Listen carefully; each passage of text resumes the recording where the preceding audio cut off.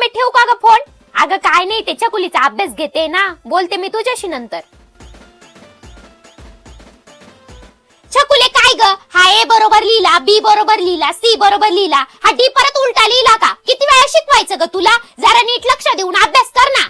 छकुली कशाला ओरडती? तुझं तरी कुठं लक्ष असतं? काम नको करायला. पप्पा, मम्मी सारखी फोनवर बोलत असते, तिचं सारखं लक्ष फोन मध्येच असतं. सुन बाई, अगं टीव्हीचा रिमोट बघितला का? मागाच्या धरणं शोधते, सापडूच नाही राहिला. आजी, तुला मालिका बघायची आहे ना? तुझं बी सारखं लक्ष टीव्ही मध्येच असतं, काम नको करायला. छकुले असं बोलते का आजी सोबत? सॉरी म्हण तिला.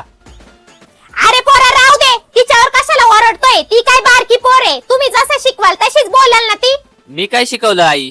तू नाही मागाशी म्हंटला का सुनबाईचं घरात लक्ष नसतं, सारखं मोबाईल मध्ये लक्ष असतं, काम नको करायला?